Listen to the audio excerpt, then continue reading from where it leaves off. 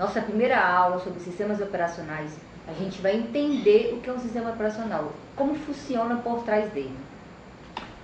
Então, o sistema operacional é um conjunto integrado de programas básicos projetado para supervisionar e controlar a execução de programas de aplicação em um computador. Isso segundo o Aurélio. Mas o que é isso? O que é um sistema operacional? Quando a gente liga o computador, aparecem vários programas para a gente. Quando a gente abre a internet, quem está gerenciando esses processos para a gente? Não somos nós, é o sistema operacional. Nós podemos abrir um antivírus, páginas de internet, podemos abrir um processador de texto. Sem saber, quem está supervisionando isso para a gente é um sistema operacional. Uma outra classificação é que ele é um programa que atua como intermediário entre o usuário e o hardware do computador. Por que hardware?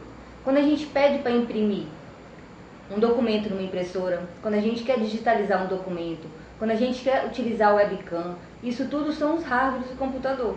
Então, quem está gerenciando isso para a gente são os sistemas operacionais. Bom, como a gente pode ver nessa imagem, nós temos usuários que estão representados pelos usuários comuns, por nós programadores e analistas de sistemas, e também programas e sistemas aplicativos, porque um programa pode fazer uma requisição para o computador. Então, esses três componentes estão compondo usuários. Os usuários vão interagir diretamente com o sistema operacional e o sistema operacional que vai interagir com o hardware e com os outros processos. Por exemplo, discos, terminais, processador, impressoras e as memórias do computador. Quais são as funções do sistema operacional? Controlar o funcionamento do computador, gerenciando os diversos recursos disponíveis no sistema. Facilidade de acesso aos recursos do sistema, monitores, impressoras, discos rígidos. Então, quando a gente quer imprimir um documento, o sistema operacional que vai acionar esse processo. Compartilhamento de recursos de forma organizada e protegida. Por exemplo, uma impressora pode ser utilizada por vários usuários do sistema. Mas qual eu vou saber a ordem? Quem mandou primeiro um documento? Quem mandou segundo? Então, quem gerencia isso, esse compartilhamento, são os sistemas operacionais. Como a gente pode ver nessa imagem, a gente tem os programas que eles diretamente estão interagindo com o sistema operacional que controla o hardware para a gente. Então, o sistema operacional é a interface entre o hardware e os programas executados pelo usuário. O sistema operacional também é entendido como uma máquina de nível. Mas o que é isso? Vamos entender melhor. A linguagem entendida pelo computador é uma linguagem binária, de baixo nível, ou de máquina. Uma linguagem binária porque o computador só entende os dois caracteres, zeros e uns. Porém, a linguagem que nós programamos é conhecida como linguagem de alto nível, o computador não entende. Então, o usuário enxerga a máquina como sendo apenas um sistema operacional, ou seja, como se o hardware não existisse. Essa visão modular e abstrata é chamada máquina virtual, como a gente pode ver melhor nessa imagem. Nós programamos nos aplicativos, nos sistemas de linguagem de programação, que estão interligados com os utilitários, que estão diretamente ligados com o sistema operacional. Isso aqui é classificado como a máquina de alto nível. A máquina de baixo nível são a linguagem de máquina, a microprogramação e os circuitos eletrônicos. Então, tudo que a gente programa é convertido para a linguagem binária através das linguagens de baixo nível. Um sistema operacional pode, então, ser definido sob dois aspectos, como uma máquina estendida ou máquina virtual, como a gente acabou de ver, ou como um gerenciador de recursos. Para a gente entender melhor um pouco sobre os sistemas operacionais, a evolução dos sistemas, vamos lembrar um pouco do histórico dos computadores.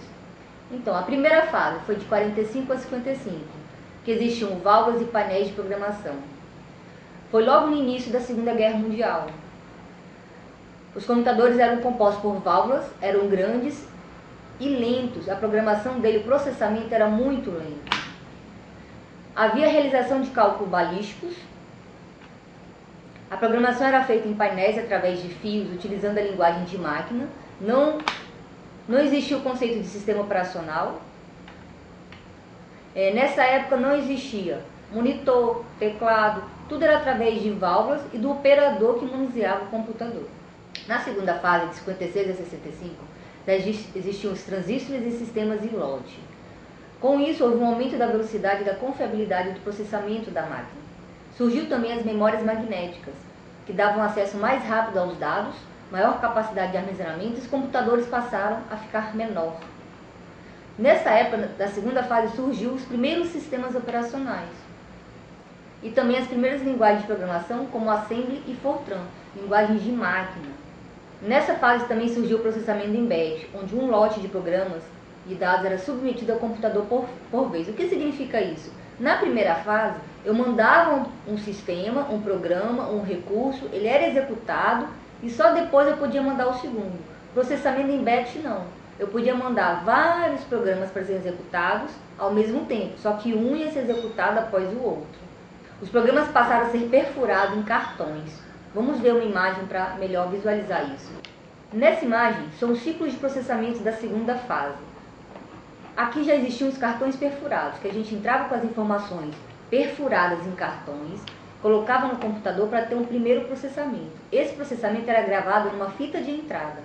Essa fita de entrada passava por um segundo processamento, originando a fita de saída. Essa fita de saída a gente ainda não conseguia entender. Precisava de um terceiro processamento para assim fazer o relatório final e a gente conseguisse entender o que a gente queria. Na terceira fase, de 66 a 80, surgiram os circuitos integrados e multiprogramação. Assim, houve um aumento no poder de processamento e diminuição no tamanho dos equipamentos, por causa dos circuitos integrados nas placas. A memória era dividida em partições, onde cada programa esperava a sua vez para ser processado, o que a gente chamava de multiprogramação. Ou seja, a memória já era dividida em cada programa. Surgiram os discos magnéticos ou discos rígidos, também conhecido como HD. Cada programa na memória utilizaria o processador em pequenos intervalos de tempo, que a gente chamou de time sharing. Ou seja, um programa iria dividir o tempo da memória com outro programa e o tempo do processador com outro programa. Assim, o processamento das informações era mais rápido. E apareceu o sistema operacional Unix. Quarta fase, de 81 a 90. O grande surgimento dessa fase foram os computadores pessoais, ou mini e super mini computadores. Então, computadores pessoais que a gente já poderia comprar, levar para casa, com monitor, com teclado, com impressora, também conhecido como PCs. Um outro tópico dessa quarta fase foi a execução de mais de um programa simultaneamente, também conhecido como multiprocessamento. Surgiram as redes de computadores, as redes distribuídas de processamento, surgiram também os sistemas operacionais de rede. Na quinta fase, de 91 a 2000, houve avanços em termos de hardware, de software e de telecomunicações. Então, os equipamentos passaram a ser menor, com velocidade de processamento muito maior. Nessa quinta fase também surgiu sistemas especialistas, sistemas multimídia, bancos de dados distribuídos, inteligência artificial e redes neurais. O processamento passou a ser distribuído entre uma rede de computador e surgiu a arquitetura cliente-servidor. E por último, o grande avanço da quinta fase foram os sistemas operacionais baseados em interfaces gráficas, por exemplo, como o Windows. Bom, depois de lembrar do histórico da programação dos computadores, vamos entender agora os tipos de sistemas operacionais. Então temos três tipos de sistemas operacionais: monoprogramáveis ou monotarefa, multiprogramáveis ou multitarefa e sistemas com múltiplos processadores. Vamos entender um pouco cada um deles.